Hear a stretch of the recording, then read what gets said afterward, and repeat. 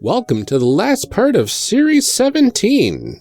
We are excited for you to hear our discussion about our adorable characters.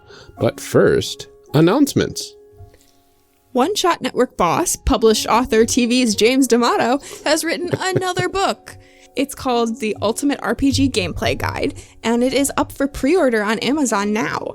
His birthday was just a few days ago, so if you forgot to get him something, pre-ordering his book would make a great gift. We will put a link to it in our show notes. Yeah, and we will still be at GenCon. That hasn't changed within the last week, so you can check out our events either by looking at our pinned tweet or by searching for the One Shot Podcast Network on our GenCon site or checking our show notes. We hope to see all of you there. I'm really looking forward to seeing some people. I think it'll be a lot of fun. Yeah, there's some people that have been on my I need to meet this person so bad list for a long time that will be at GenCon, and I cannot wait to meet all of them. Yeah, it'll be a lot of fun. You're going to have so much fun. You're going to be so overwhelmed. I know. Oh, it's a lot, but it's a good time. I'm trying to keep my schedule clear enough, but it's I'm on more things than I thought I was going to be on, so that's interesting. It's time for a review. We only have 2 left, which means, you guys, we have not gotten any in a while, so probably get on that.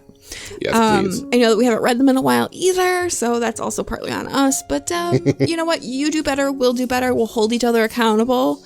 I think it'll be good for everybody. It's teamwork. This review is from, I'm going to say this wrong and I'm so sorry, Hurley? I don't know. I recognize the name from Twitter. Thank you for the review. I'm sorry, I don't know how to say it.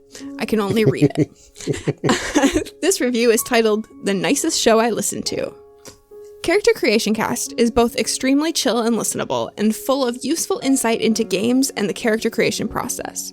Amelia and Ryan managed to wrangle some of the most interesting guests into deep, meaningful discussions on the games they are passionate about. The process of making characters and their advice on certain aspects of playing RPGs are some of the most useful and actionable advice I've ever heard for players. I really love this show. Thank you so much. Thank you so much. That was a really nice review, and I'm glad that you find our advice actionable. I feel like that's really important. I want it to be stuff that people can use, you know? Like, you can talk about stuff, but some people are like, that doesn't apply to my game. So I'm glad. I'm glad to hear that. Thank you very much. Yeah. Well, with all of that out of the way, let's get on with the show.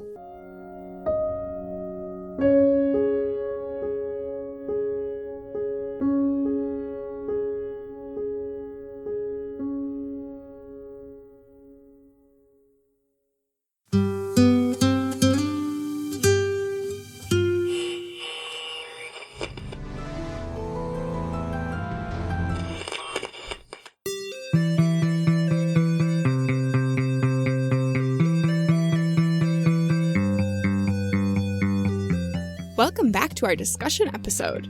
Last time we created a group of characters for Mouse Guard. This episode, we'll be discussing the character creation process. We are very excited to welcome back Megan and Charlotte of the Tabletop Potluck podcast. Do you want to go ahead and introduce yourselves again for everyone at home and tell us a little bit about the characters you made? Megan, I don't know if you want to go first? Sure.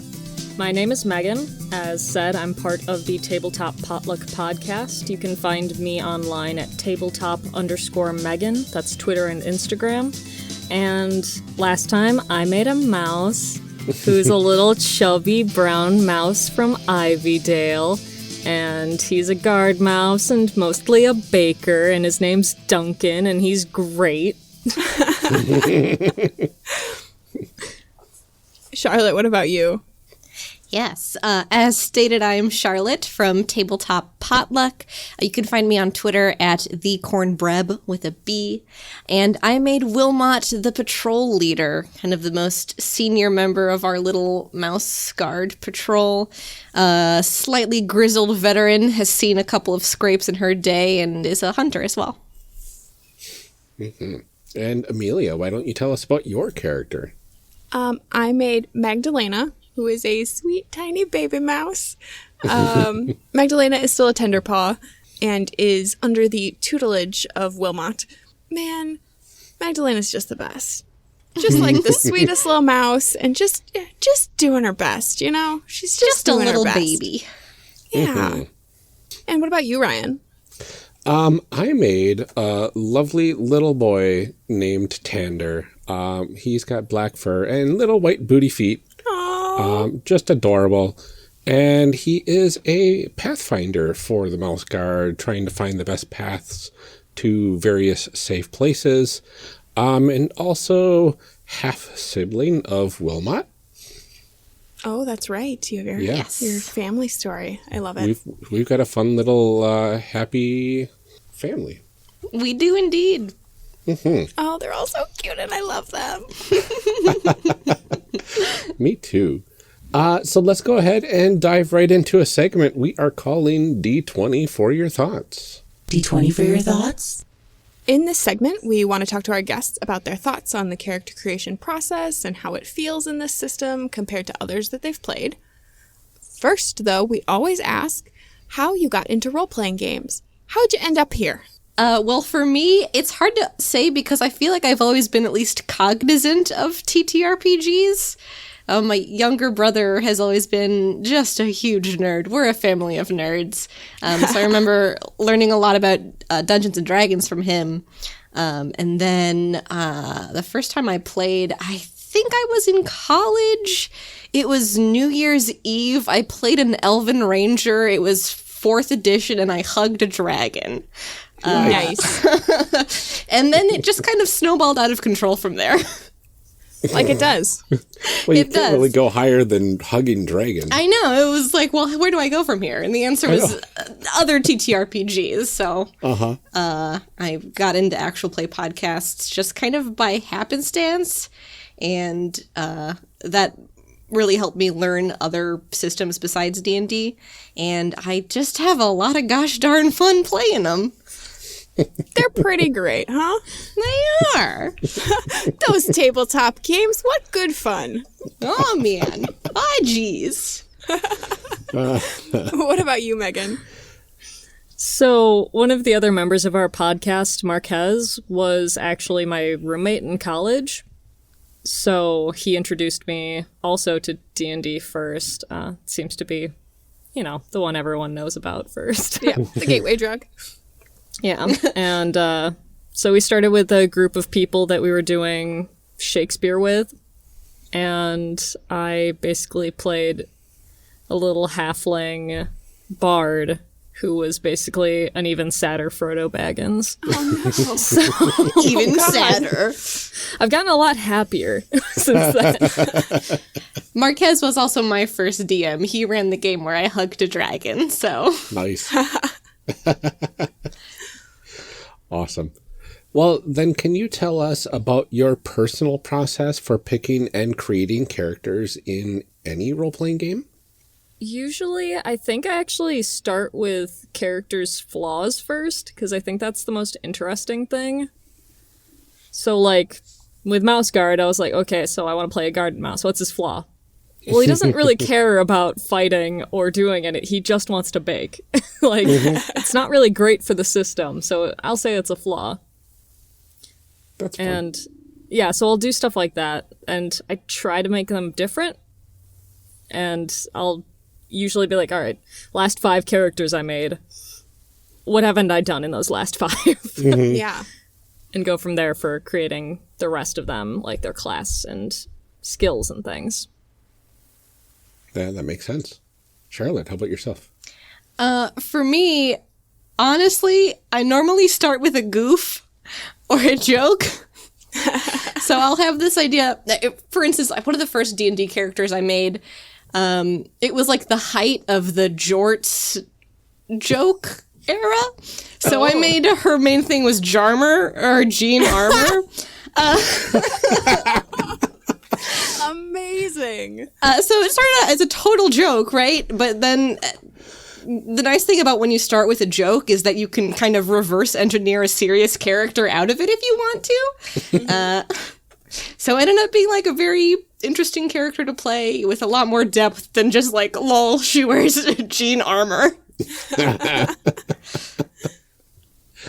Oh, the denim is strong with this one.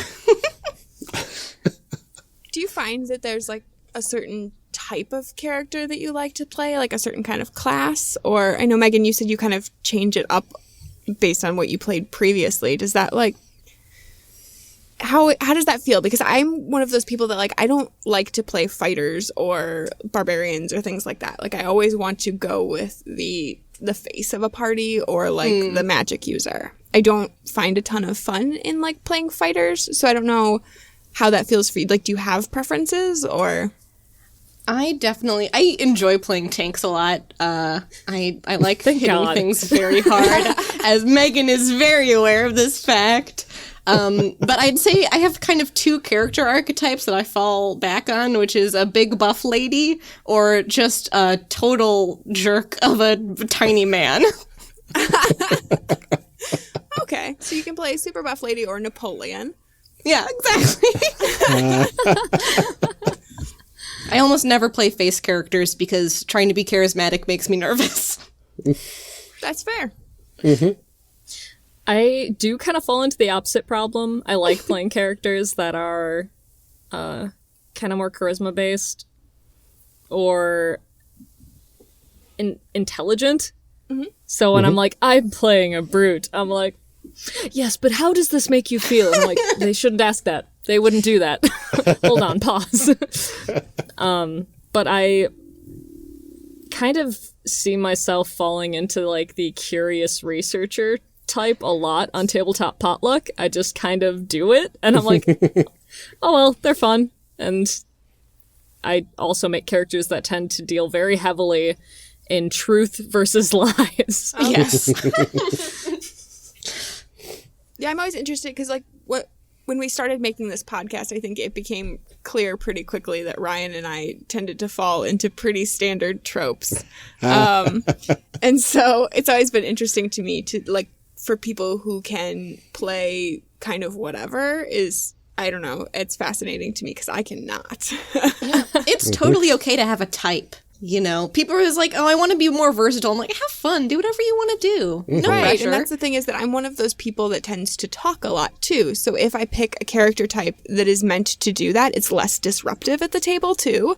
And so like playing into those things that are my personal strengths always feels better than trying to play something that I either am not interested in or doesn't really fit with my own personality because I'm not good at it. And that's not to say that like I shouldn't maybe practice stretching those muscles a little bit, but yeah, ultimately we're here to have fun, and if that kind of character type isn't super exciting for you, then like don't do that.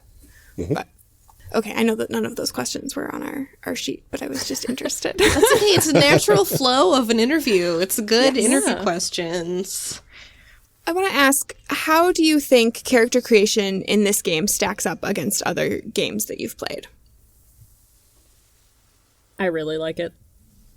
Like I mentioned in the actual character creation bit, I just really love a game that makes you make your backstory and make some depth to your character and know where they come from and know kind of where they're going or where they want to go. And that's exactly what Mouse Guard does. You can't really sit in a game without knowing some of that.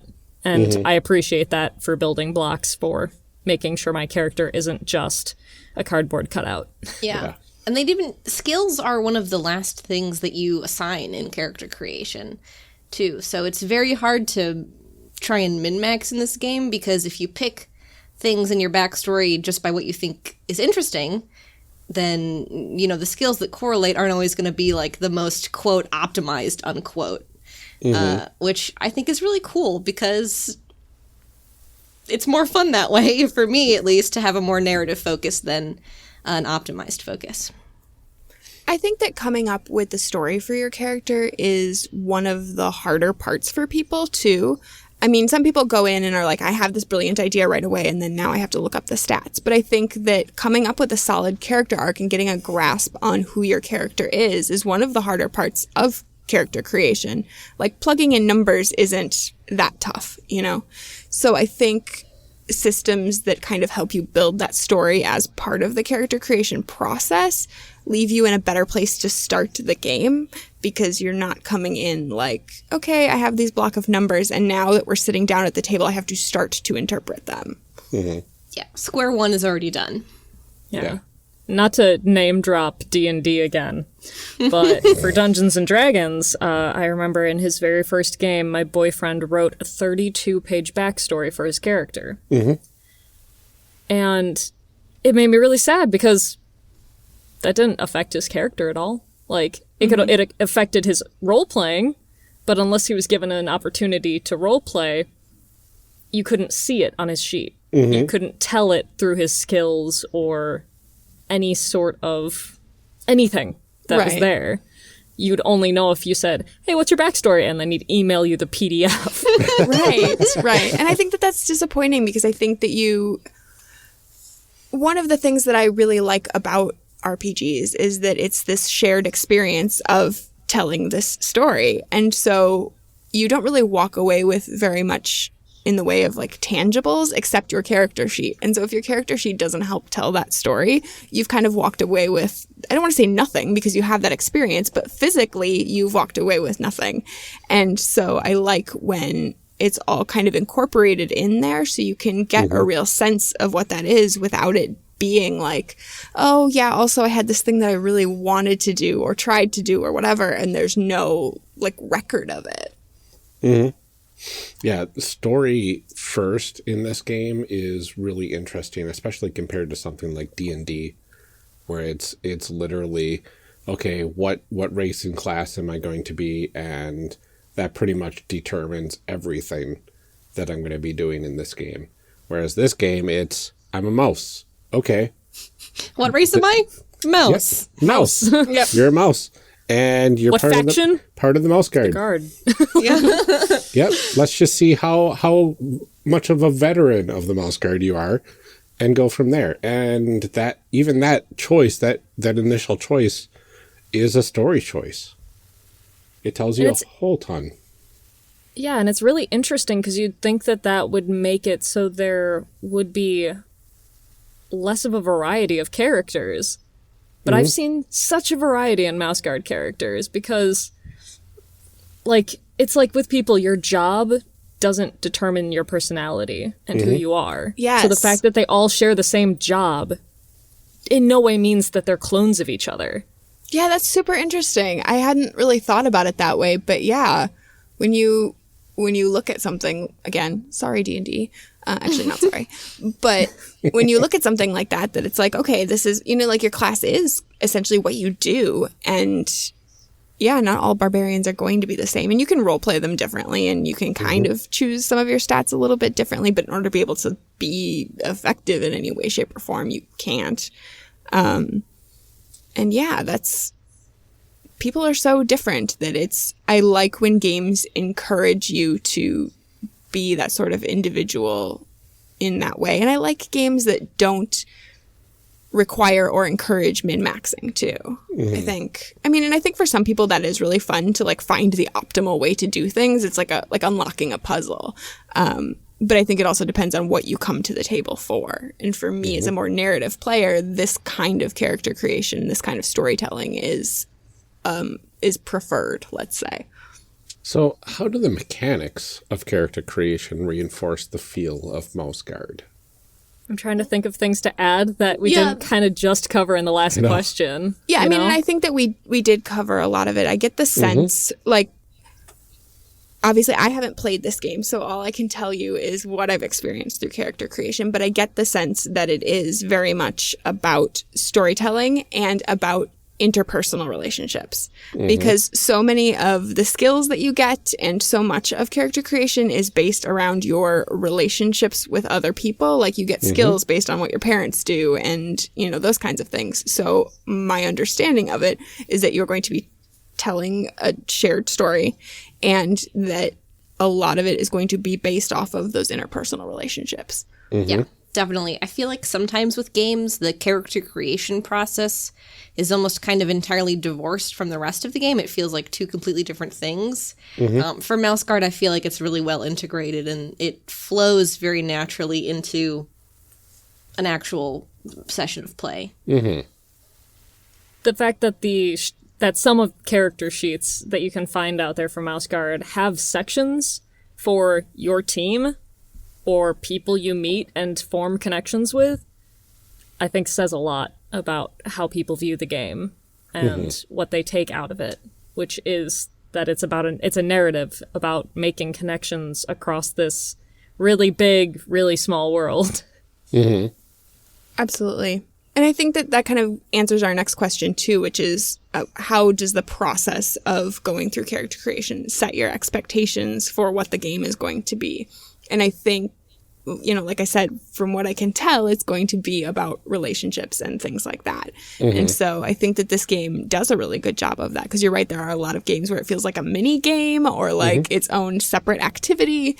And I think that this one flows really well into starting the game. I think by the time you've finished character creation, you've got some group cohesion, you've got, you're ready to jump right in.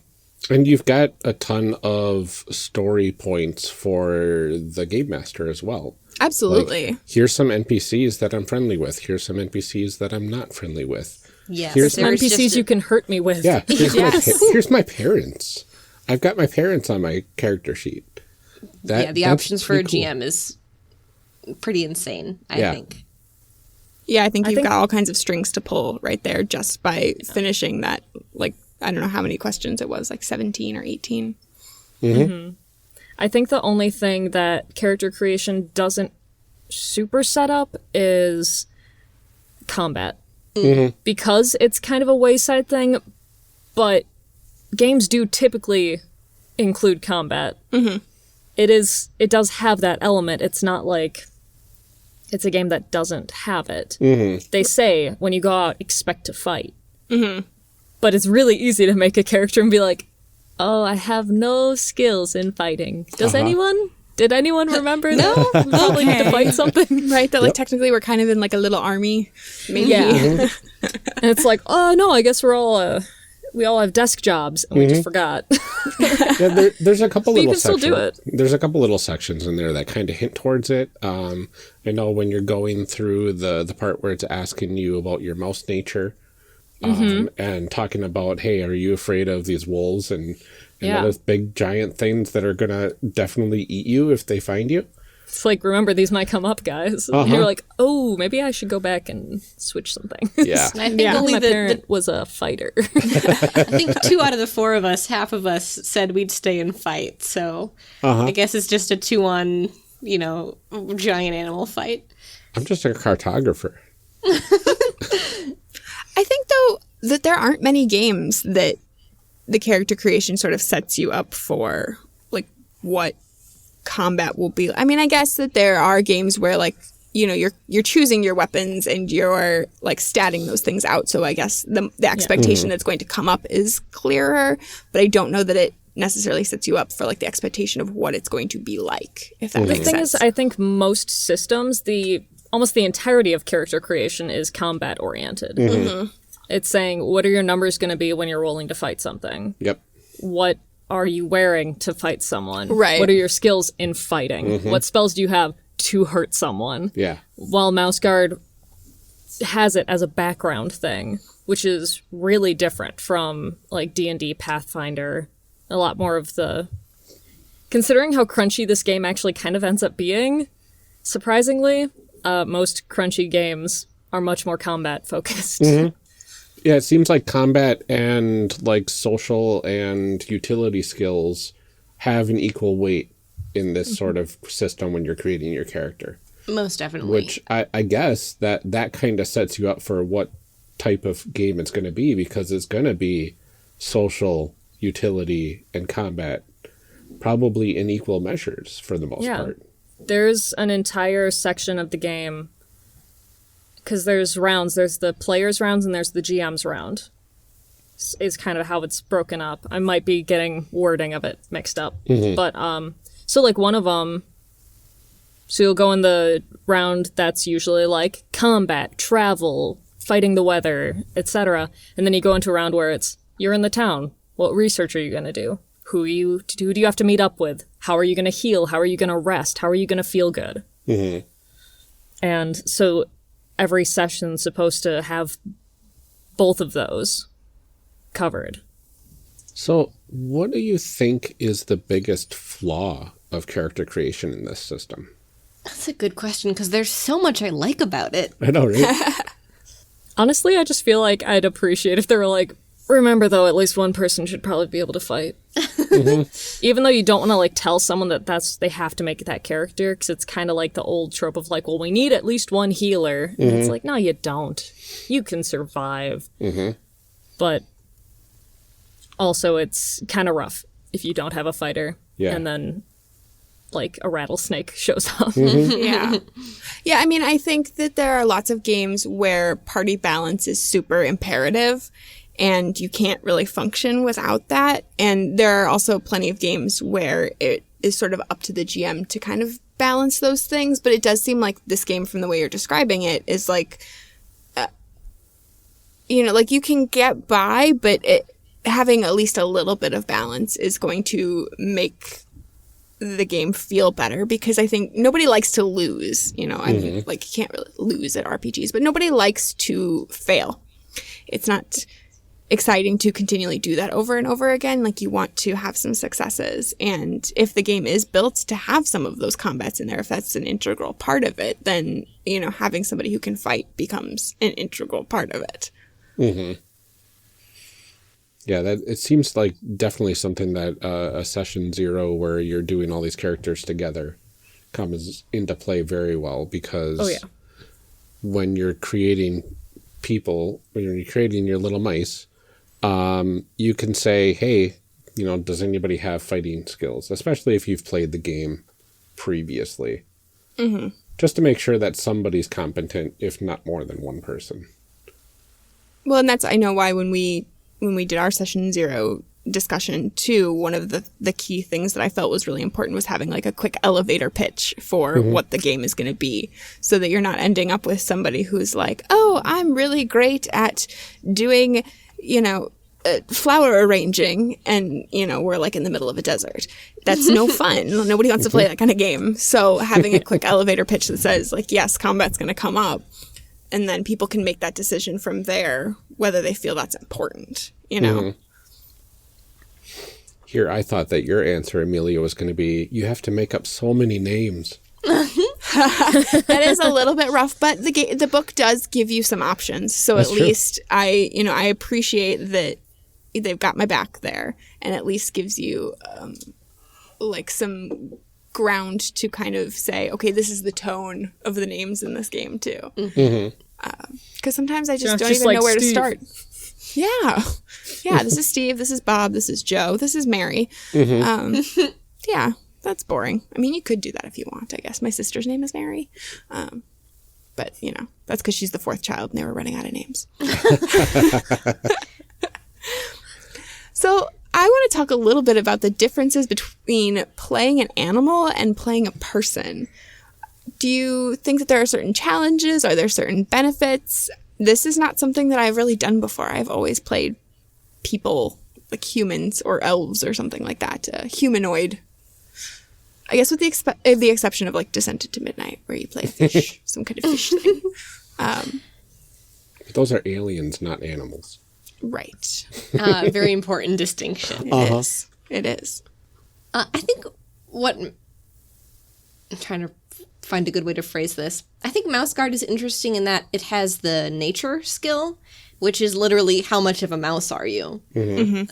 And it can vary based on what character you're playing. So you can play a very person-like mouse or a very mouse-like mouse, which I feel like in other games, even if you are playing a more animal type, it's always just very anthropomorphic. Mm-hmm. With this, I think you have a little bit more option to play someone who's a little bit more mousy, forgive the pun. I think it's a bigger thing for GMs. The difference, I think, is a lot bigger, because you need to think or like if you're playing more of a tactician role on the team, those are the two people who are most affected by the fact that you're playing mice instead of humanoids. Because scale is really important, and constant everyday threats that can show up out of nowhere that seem as mundane to humans as rain. If you're in an open field in like a D&D or something, the worst that could be is if you're like, well, we're in dragon territory, so maybe there's a dragon. But you could be in a field just outside of your town and be like, there are probably hawks right now in the sky above me that I don't see because they're just out of my view and they're good at keeping out of my sight. And just having to keep those little things in your head, like anything can be fatal. Yeah, adjusting that frame of reference is, I think, would be uniquely challenging because it's not the same as just like playing in an alien world where you have to, you know, like there are these threats that are completely different than anything that we face regularly. It's regular things that we don't think of as threatening, right? Rather than transferring, you know, like monsters or something like that, and you say, okay, even in this world, they look different, but it's the same basic concept of some kind of horror or something like that, whereas this is like, no, these are everyday things that are terrifying now. It's all very grounded, that's for sure. Yeah. I was trying to picture what it would be like to play it in this game and go to an actual human city and try to survive. And that just sounds like the most terrifying experience. Yeah. Because humans have cats, they got dogs too, and, you know, humans who don't like rodents and they get cats and dogs to get rid of them. Yeah. It's hard out there for a mouse. It is. Oh, our sweet baby mice don't deserve that. No. Oh. Look, Dad, this mouse has a cape. A pretty cool shield. And now you're in a cage for the rest of your life. Oh. Aw. Mine doesn't even have a cloak. Yeah, you'll probably just get the cat then. No cloak, cat for you. Oh, that's so sad. Oh my goodness. So let's discuss our group's cohesion. How does our current group gel mechanically? And would we feel that this group would fare well in a typical session in this game? Well, I mean, I know we were just talking about people having skills to fight and things like that. I'm trying to see, like, I'm a sweet baby mouse. I can't do much. I've got a 3 in fight. I have a 4 in fight. I got Ooh, nothing. Nothing. I got a 2. that's not bad. No. We'd be okay. Yeah, We would manage. I'd we'd be be good fine, in the 'cause we've got- wilderness. Exactly. Yeah. We can take care of ourselves in the wilderness. Mm-hmm. We can My- fight if we need to. We can make a delicious bread if we need to. My only question now is if we, with what our fighter ranks are, do we have anyone who can do healing? I've got healing at 2, but it's better than nothing. Yeah. Healing is one of the only skills I don't have at all. Yeah, I don't either. Yeah, I think I might So have been that's- the only one that took that. Yeah. That might be the only place that we'd actually have a little bit of a rough time is because we don't have, like, a very big fighter. Then we'd probably want a little bit... If you're going to have, More like, healing? medium fighter, you want medium healer Yeah, for sure. to balance it out. So if we had, like, one more person who did fighting, or who did, either fighting or healing, I think we'd be perfectly set, because really we've rounded out every other thing. Because we've got... Honestly, like, my character is the least helpful of all of them, probably.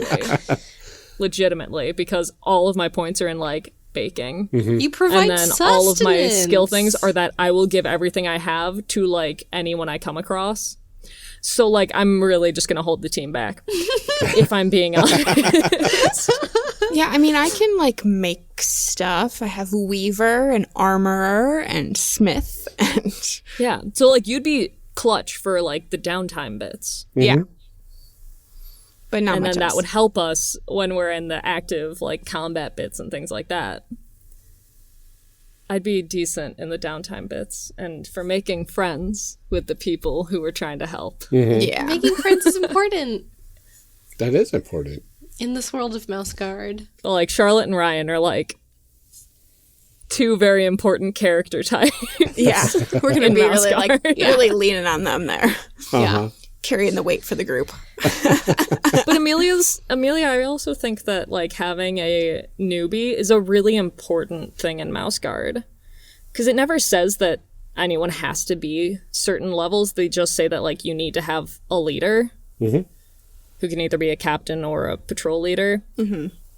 But, like, it's such a different experience when you have a tender paw that the team is looking out for, and you get to see them grow. And, like, if you get to the point where they finally get a cloak, it's like, Hooray! it's You such did a it! wholesome, like, watching a child grow in front of you. It's like the emotional glue of the group. Yeah. That's very And because cool. they're usually either the ones that are like, I'm really scared, and they get their courage, or they're really headstrong and like, I can do this, and they're like, you're gonna get killed. Yeah. Child. I thought that building characters was really interesting because it's not particularly balanced in the way that we think of traditional, quote unquote, traditional RPGs being balanced, where like everybody having kind of a similar starting point, like all starting at the same level or something like that. You can kind of pick whatever you want. And so I have fewer skills than other people. I have, like little baby stats, which I mean makes sense for my character. And I like the idea that we can play this whole broad spectrum of experience levels. But it's interesting because I don't think it's a thing that a lot of games do. And I think that sometimes that could be a source of tension in some groups too, potentially, because some people are way better at things than others, and that doesn't always go over well, The nice thing is that dice are always there to knock you down. Yeah. Yes. Yes. Or large snakes. Yep. Yeah. Either way. Yeah, take your pick. I want to talk, we kind of touched on this a little bit just a second ago, but I want to talk about character development and how the system allows you to develop as a character. And that's not necessarily like leveling up or something like that, but how do your characters change through the narrative of the game? We talked a little bit about the fact that, like, I don't have my cloak yet, and so eventually I'll get that, and that will be an exciting thing for me. But what kind of other stuff can you do in this game, and, like, how does it sort of reinforce narrative play? Well, I think the main thing is the belief and the instinct that a mouse has. Those can change and grow. So it's a situation where suddenly if you feel like your mouse has lost faith in their belief or they have a new belief, you can change that. And I think that's kind of the simplest, most to the point way of enforcing a narrative structure is that, like, well, if it doesn't fit anymore, then change it. Yeah. And if you complete it, then you get extra bonuses and things like that at the end of the session, which is really nice. It's a nice way to keep you on track of it. As a gaming group, I'll also say there's an end of session bit where you choose, like, who is the MVP, who is the workhorse, things like that. Aww. And It's really nice. it's really nice, and it's This game is so wholesome. yeah, it's kind of a way that you might get like a little competitive, but it's also, for the most part, it's just a moment where you're just like, that moment, I started crying. You're so incredible. Oh my God. And like, it's really good. It's kind of rough if you're like, I didn't get anything for 2 sessions in a row. But usually it's pretty easy to be like, but everyone else deserved it so much more. Right. Plus, there's a lot of options, too. It's not just the MVP. They have different awards, I guess, you can get at the end. So if you have a small group, maybe there's enough for one for everyone each time. Yeah. One other thing I would say for in-character growth is the downtime bits, which I think is the PC turn, or is it the GM turn? It's been too long since I've played. I can't remember. Whichever one it is, where you, like, recoup and research and things like that. It solidifies and tears apart friendships between the mice so quickly. Because I remember the first game I played, there was the healer, and my character was, like, hot-headed, constantly running into fights, etc., and constantly rolled horribly. Oh. So I always needed healing. I always was losing all of my mouse nature. I was struggling really badly. So all the downtimes would always be like, how many people can I convince to help me? Because you can spend your turn trying to ease something from someone else if you're fine, or if you're just going to deal with your hurts. So there would be days where the healer would be like, I think her name was Marceline because I'm one of those kids. It'd be like, I'm going to use my turn to help heal you. And I'd be like, you're an angel. You're the most amazing person. I couldn't live without you, etc. Next week, they want to heal the kid, the Tenderpaw that they're mentoring. And I'm like, I'm going to throw you off a tree someday. You mean nothing. This is garbage. I'm going to go, like, punch a rock and hurt myself even worse. And there were bad days. And so I'd constantly had, like, a sliding scale of how I felt about all my teammates, because you have to decide who you're going to interact with, who you're going to help, and really what matters most to you in those moments, which really builds or destroys relationships. Yeah. That's interesting. I just talked a lot. Wow. No, that's fine. I lost my spot in the outline. I was like, where were we? It was a good story. So we are going to go ahead and get into our advancement discussion and take it up a level. Take it up a level. Take it up a level. In this segment, we will cover how character advancement or leveling up is covered in the system. So, how do characters level up in Mouse Guard, and what sort of perks are we looking at when that happens? You level up by failing a bunch. Oh. Yeah. I love systems also like by this. succeeding. Also right? by succeeding. Yeah. Failing and succeeding. Oh. But it's not so much a leveling up process as when you, after you pass a roll a certain amount of times and fail that roll a certain amount of times, you get another advancement in that skill. Oh. So basically the only way you can gain levels is just by doing it. Yeah. So it's pretty realistic again. It's another thing that they've kind of taught, that, like, the only way you get better at something is by doing it. You're not just going to magically, 10 days have passed and now I'm great at woodworking. Like, no, that's not how that works. But that's a huge frustration of mine, too. It's like, wait, where did the skill come from? Why do I know parasailing? I don't understand.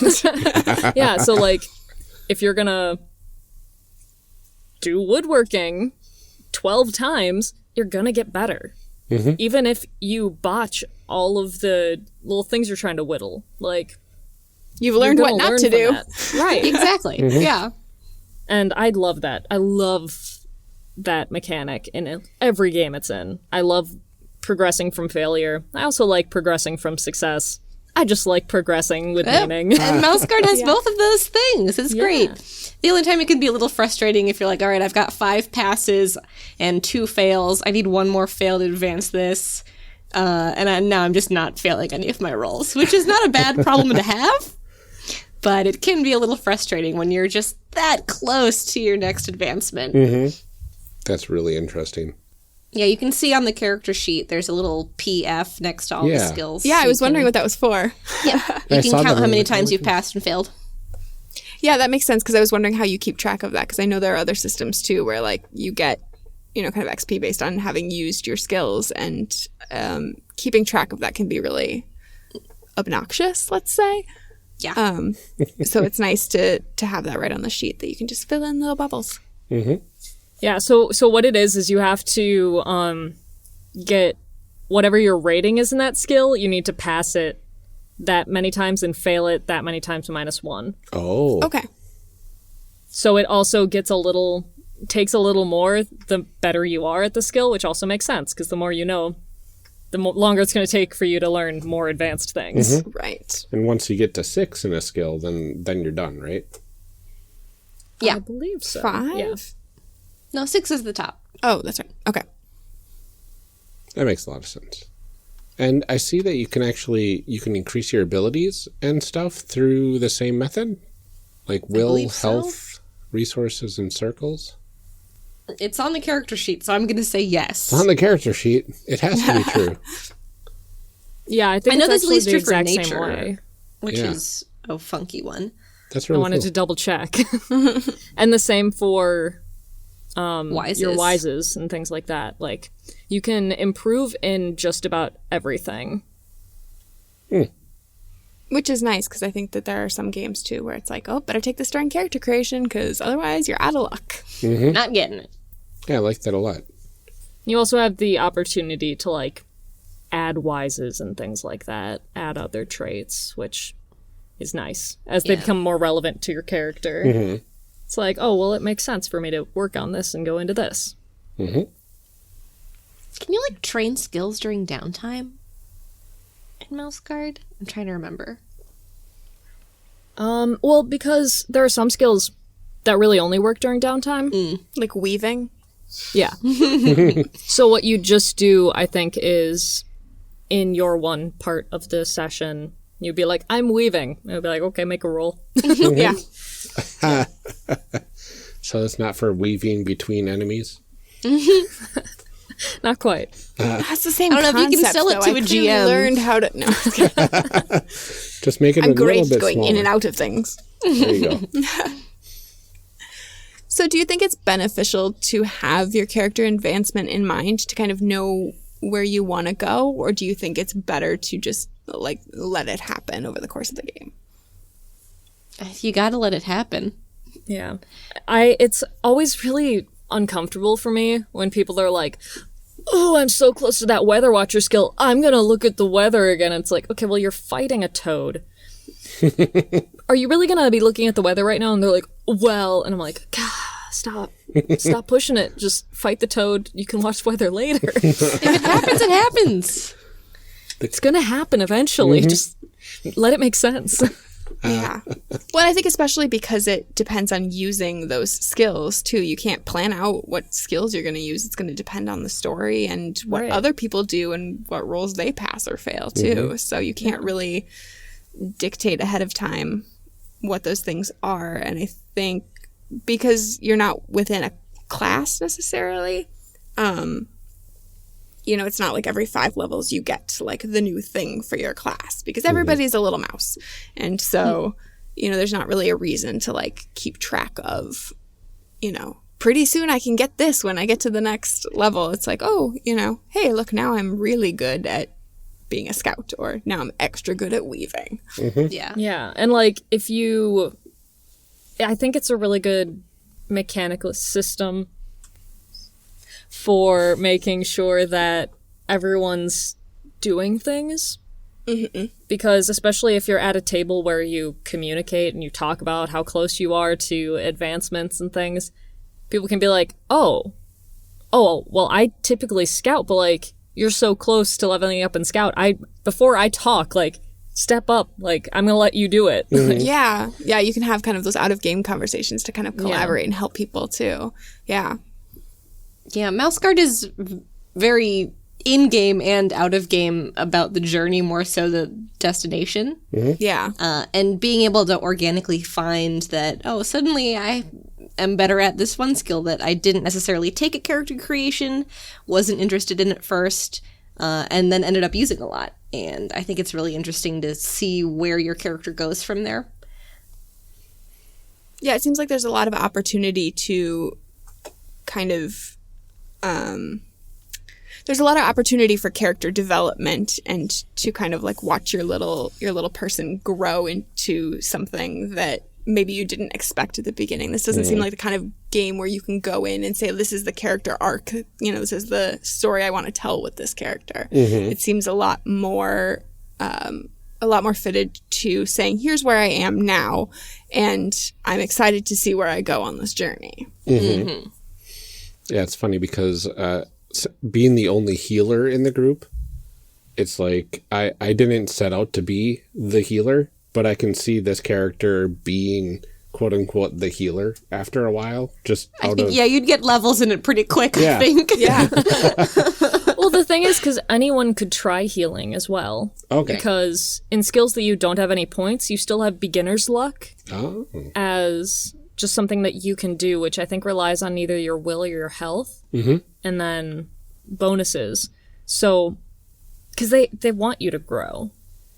And, like, if you're part of the Mouse Guard, they want everyone to know a bit of everything. So Right. if someone's in-game teaching you, if you see someone healing, you're like, oh, I want to try healing, you can try it.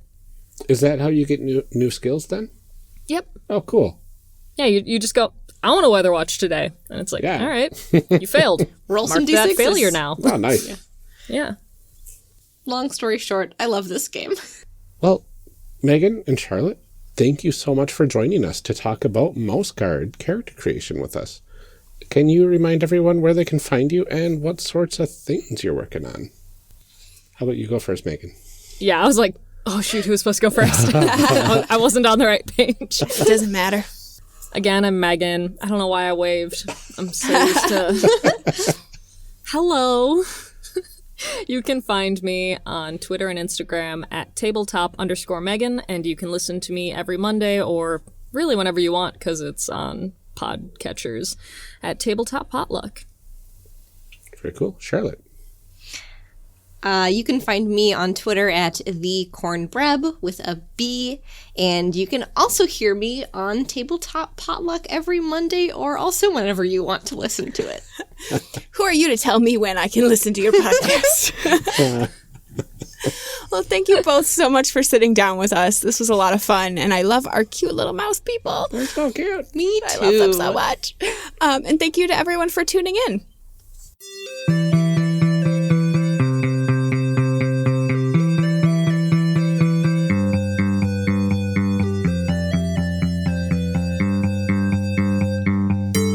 Character Creation Cast is a production of the One Shot Podcast Network and can be found online at www.charactercreationcast.com. Head to the website to get more information on our hosts and guests, or even find some of our character sheets. Character Creation Cast can be found on Twitter at CreationCast. I'm one of your hosts, Amelia Antrim, and I can be found on Twitter at Ginger Reckoning. Our other host, Ryan Bolter, can be found on Twitter at Lord Neptune. Music for this episode is used with a Creative Commons license or with permission from the podcast it originated from. Further information can be found within the show notes.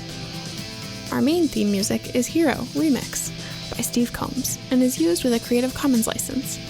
This podcast is owned by us under Creative Commons. This episode was edited by Amelia Antrim. Further information for the game system used and today's guests can also be found in the show notes. If you like the game systems discussed and wish to purchase them, links to the products can be found in the show notes. Also check our notes or the website for cool stuff to go with each character, like dice or mixtapes. Thanks for joining us. And remember, we find that the best part of any role-playing game is character creation. So go out there and create some amazing people. We'll see you next time.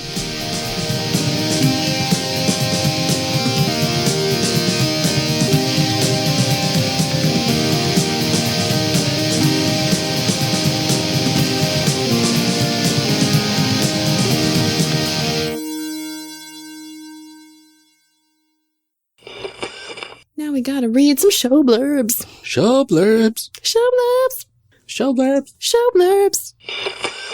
Character Creation Cast is hosted by the One Shot Podcast Network. If you enjoyed our show, visit oneshotpodcast.com, where you'll find other great shows like Adventure. Adventure is an actual play podcast that focuses on the fun of fanfiction and is set in your favorite fictional universes.